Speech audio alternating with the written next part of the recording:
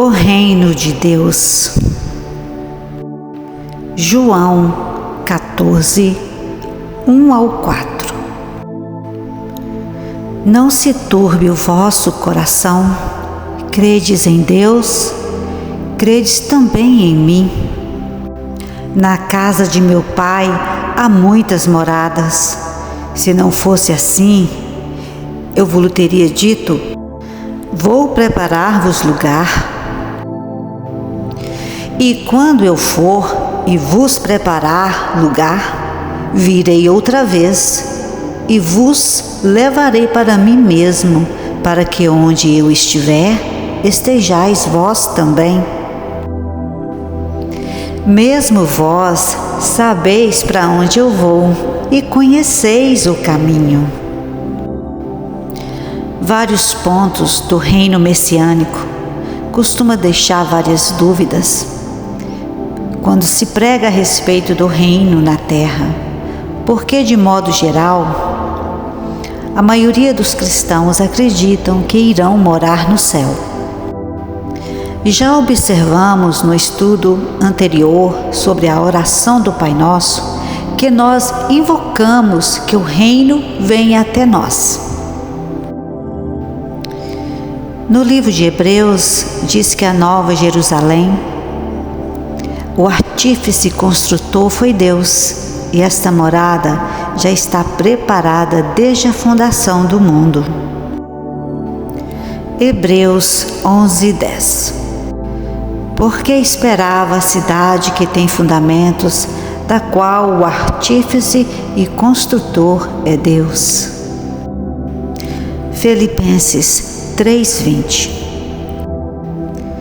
Mas a nossa cidade está nos céus, de onde também esperamos o Salvador, o Senhor Jesus Cristo.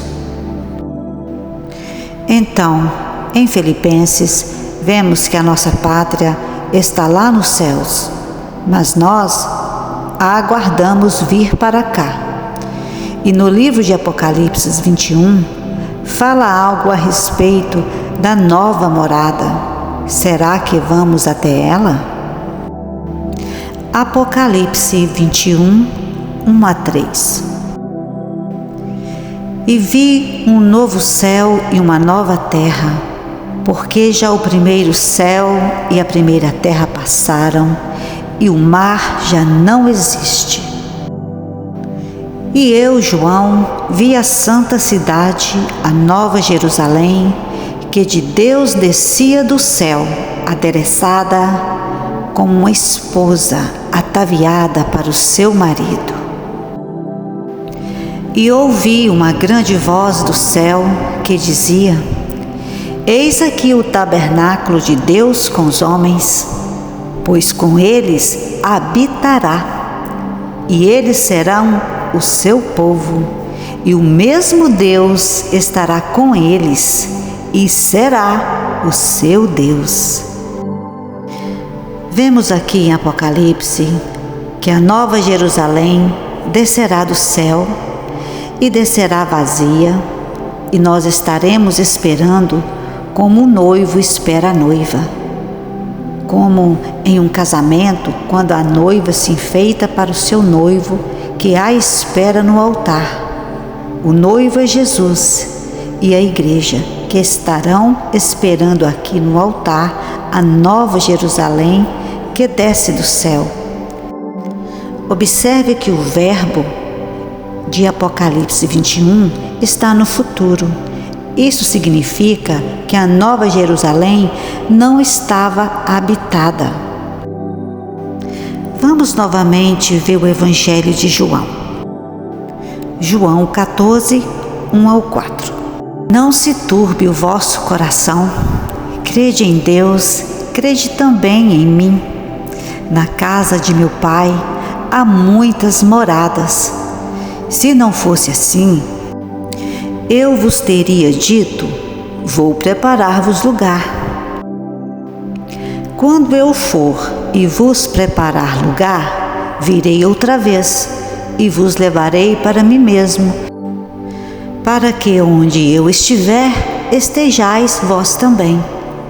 Mesmo vós sabeis para onde vou e conheceis o caminho. Fala que há muitas moradas. Então, elas já estão prontas. E Jesus disse: se não fosse assim, eu vos teria dito. E veremos em Hebreus 9:24 que diz assim. Hebreus 9:24. Porque Jesus não entrou no santuário feito por mãos, figura do verdadeiro, porém no mesmo céu, para agora comparecer por nós perante a face de Deus. Então, Jesus, quando ascendeu ao céu, já existiam essas moradas. E em Hebreus 11:10, citado acima, também fala que porque esperava a cidade que tem fundamentos, da qual o artífice e construtor é Deus. Esta cidade já está construída, preparada desde a fundação do mundo. E em João 14:1-4, Jesus está consolando os apóstolos, dizendo que se não fosse assim, se não houvesse morada, ele iria preparar. Sendo assim, Jesus não foi preparar, ele foi para o céu receber autoridade, como lemos na parábola do homem nobre que partiu para uma terra remota, que está no Evangelho de Lucas. Lucas 19:11-12. E ouvindo eles estas coisas, ele prosseguiu e contou uma parábola, porque estava perto de Jerusalém, e eles cuidavam que logo se havia de manifestar o reino de Deus. Disse, pois, certo homem nobre partiu para uma terra remota, a fim de tomar para si um reino e voltar depois. Então, Jesus voltará para a terra, como diz no profeta Daniel 2, onde fala de uma visão sobre uma pedra cortada, sem auxílio de mãos, que feriu o pé da estátua. Fala que essa pedra se tornou um grande monte, que encheu toda a terra. Essa pedra simboliza Jesus Cristo, o Messias. Monte significa governos, reinos.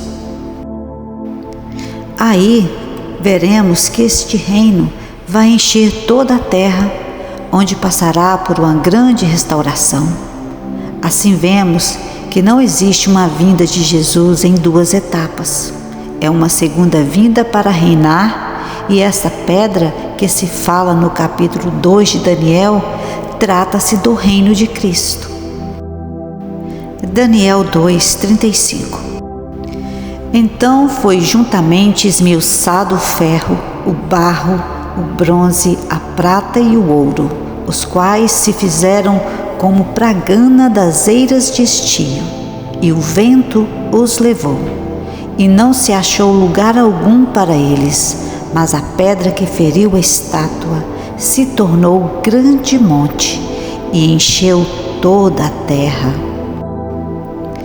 E nós vamos ver que esta pedra, nos versos 44 e 45 de Daniel, trata-se do reino de Deus. Daniel 2, 44-45. Mas nos dias desses reis, o Deus do céu levantará um reino que não será jamais destruído, e este reino não passará a outro povo. Esmiuçará e consumirá todos esses reinos, mas ele mesmo subsistirá para sempre. Da mesma maneira que viste que do monte foi cortada uma pedra sem auxílio de mãos, e ela esmiuçou o ferro, o bronze, o barro, a prata e o ouro, o grande Deus fez saber ao rei o que há de ser depois disto. Certo é o sonho, e fiel a sua interpretação. De uma forma mais literal, ainda nós vamos ver essa interpretação divina também em Zacarias. Zacarias 14, 3-5. E o Senhor sairá e pelejará contra essas nações, como pelejou, sim, no dia de batalha. E naquele dia estarão seus pés sobre o Monte das Oliveiras, que está defronte de Jerusalém para o oriente. E o Monte das Oliveiras será fendido pelo meio, para o oriente e para o ocidente. E haverá um vale muito grande, e a metade do monte se apartará para o norte, e a outra metade dele para o sul. E fugireis pelo vale dos meus montes, pois o vale dos meus montes chegará até Azel. E fugireis assim como fugistes de diante do terremoto nos dias de Uzias, rei de Judá. Então virá o Senhor meu Deus e todos os seus santos contigo. Aqui está dizendo que os pés de Jesus tocarão o Monte das Oliveiras, que será fendido ao meio, literalmente, onde os judeus israelitas que estiverem na cidade de Jerusalém fugirão pelo meio do vale aberto pelos pés de Jesus, significando que vai haver um livramento do remanescente de Israel por ocasião da vinda de Jesus, e a igreja estará com ele, para que onde ele estiver, vós estejais também. Então, o que seria na verdade o arrebatamento? Seria o arrebatamento para o nosso Senhor nos buscar e levar para os céus? Seria para nos ajuntar ou teria um outro propósito? O arrebatamento tem como propósito nos ajuntar para encontrar Jesus nas nuvens. E sabemos que o Senhor tem servos espalhados nos 4 cantos da terra. Então a recepção será nas nuvens, como diz 1 Tessalonicenses 4, 13 e 18. 1 Tessalonicenses 4, 13 ao 18. Não quero, porém, irmãos, que sejais ignorantes acerca dos que já dormem, para que não vos entristeçais como os demais que não têm esperança. Porque se cremos que Jesus morreu e ressuscitou, assim também aos que em Jesus dormem, Deus os tornará a trazer com ele. Dizemo-vos, pois, isto, pela palavra do Senhor, que nós, os que ficarmos vivos para a vinda do Senhor, não precederemos os que dormem. Porque o mesmo Senhor descerá do céu com alarido e com voz de arcanjo e com a trombeta de Deus, e os que morreram em Cristo ressuscitarão primeiro. Depois nós, os que ficarmos vivos, seremos arrebatados juntamente com eles nas nuvens a encontrar o Senhor nos ares, e assim estaremos sempre com o Senhor. Portanto, consolai-vos uns aos outros com estas palavras. Os que estão dormindo em Cristo ressuscitarão primeiro, e depois os que estiverem vivos na sua vinda.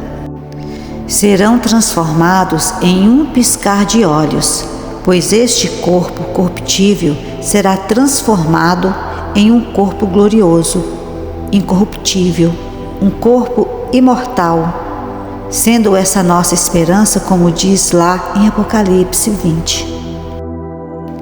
Apocalipse 26. Bem-aventurado e santo aquele que tem parte na primeira ressurreição. Sobre estes não tem poder a segunda morte, mas serão sacerdotes de Deus e de Cristo e reinarão com ele 1000 anos.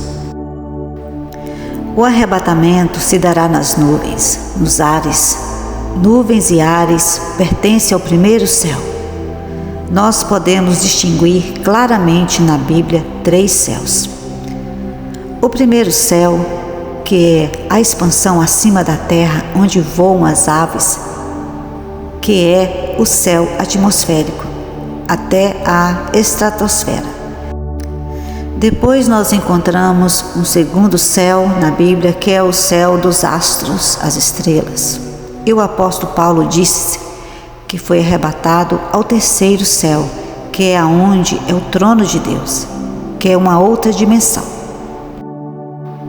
Mas a característica do céu que o apóstolo Paulo fala que se dará o arrebatamento é o primeiro céu, o das nuvens, a encontrar o Senhor no céu, porque ele descerá nas nuvens. Então, na verdade, o arrebatamento é uma recepção da igreja com o Senhor Jesus nos ares. E o profeta Zacarias disse que Jesus desceria no Monte das Oliveiras, mesmo no local de onde se ascendeu aos céus, quando apareceu aqueles 2 varões vestidos de branco aos discípulos, dizendo: porque eles estavam tão admirados olhando para os céus?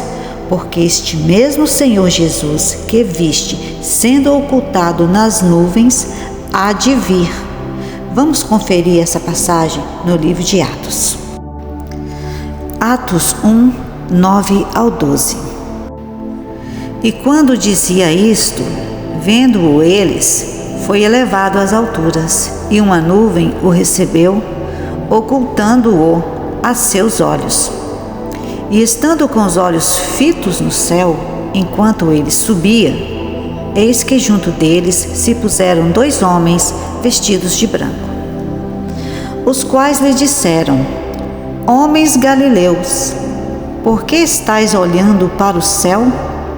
Esse Jesus, que dentre vós foi recebido em cima no céu, há de vir, como para o céu o viste ir. Então voltaram para Jerusalém, do monte chamado das Oliveiras, o qual está perto de Jerusalém, à distância do caminho de um sábado.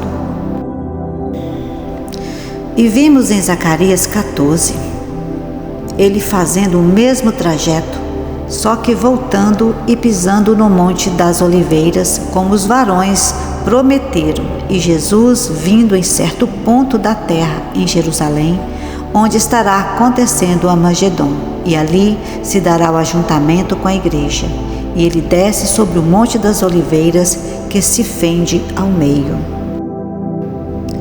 Então vemos que as Escrituras se harmonizam perfeitamente, e Paulo diz que nosso arrebatamento se dará nos ares, e Jesus enviará os seus anjos com rijo clamor de trombeta, os quais ajuntarão os escolhidos desde os 4 ventos, de uma a outra extremidade dos céus. Por isso percebemos que não existe uma segunda etapa da vinda do Senhor Jesus, uma para arrebatar a igreja e levar para o céu, e outra para novamente voltar. Nós sabemos que Jesus vem, a pedra bate nos pés da estátua, que se faz um grande monte e enche toda a terra. Então, quando Jesus disse em João 14, na casa de meu Pai há muitas moradas, é verdade, existem essas moradas, mas em nenhum lugar das Escrituras diz que a igreja vai para este lugar. Nós encontramos que esta morada ao qual Deus é o construtor, ela vem e desce para a terra, e a igreja entra nessas moradas. E o apóstolo Paulo diz que Jesus entrega a Deus estas moradas, e Deus é tudo em todos.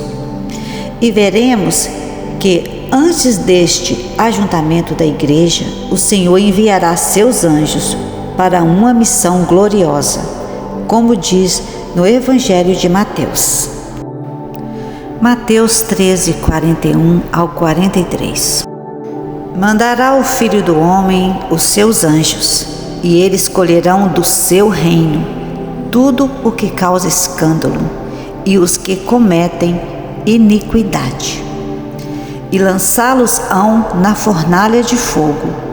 Ali haverá pranto e ranger de dentes. Então os justos resplandecerão como o sol no reino de seu Pai.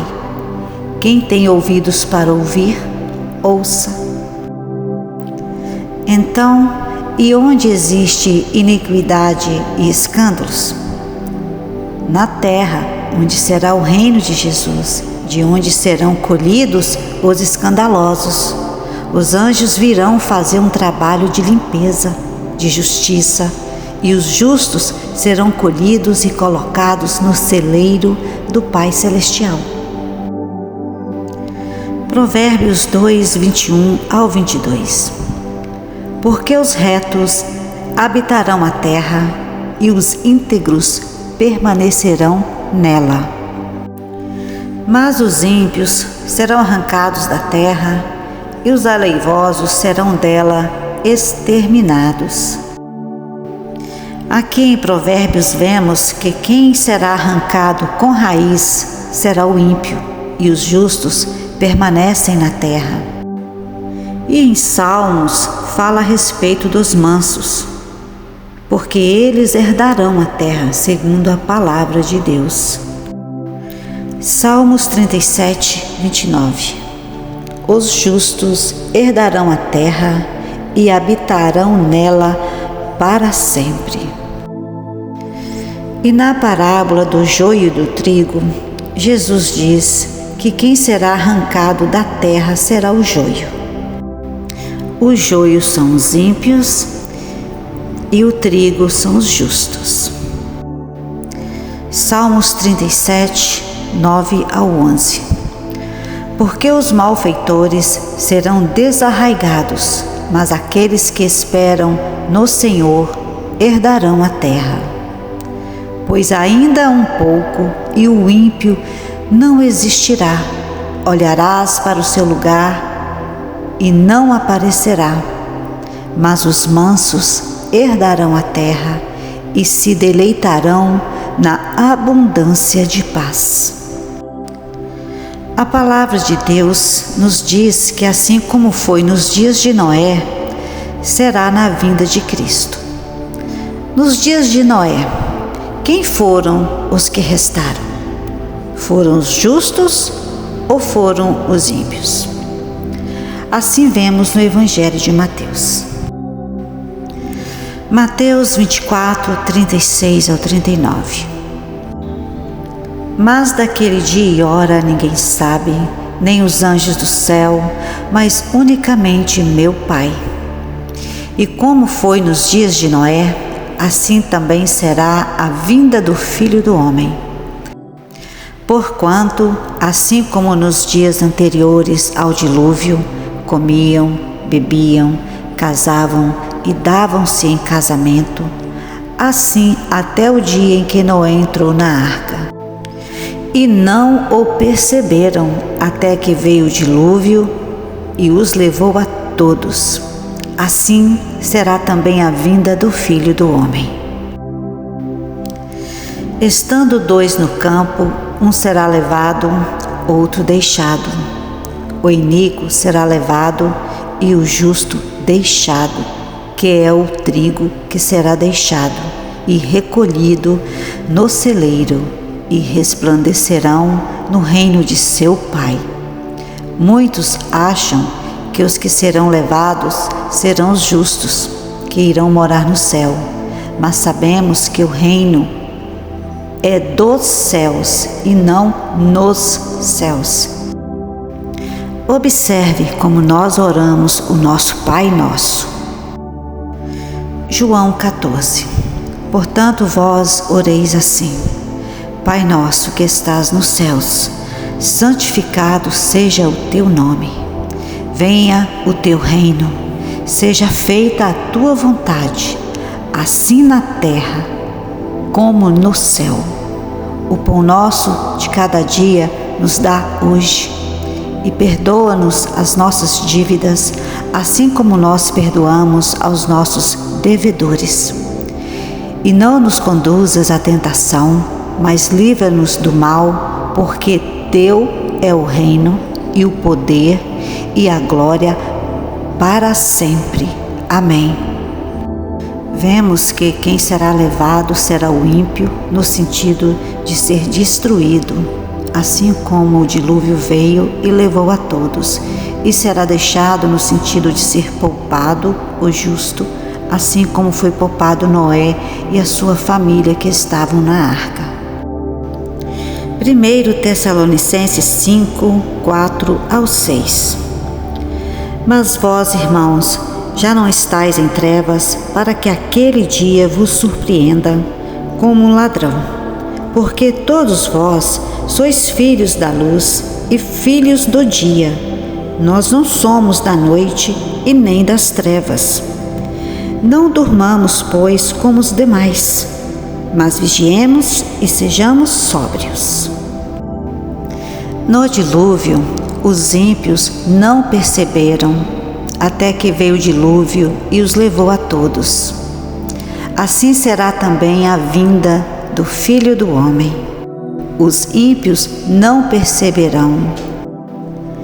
Mas temo pelos crentes que presumem que a volta ainda se demora. Poucos são os que pressentem que sua vinda está iminente, às portas. Essa palavra em Tessalonicenses afirma que os justificados em Jesus não serão pegos de surpresa, não serão surpreendidos como ladrão. Nós perceberemos os indícios da vinda do Senhor, pois já somos da luz. Estamos atentos, vigilantes e sóbrios.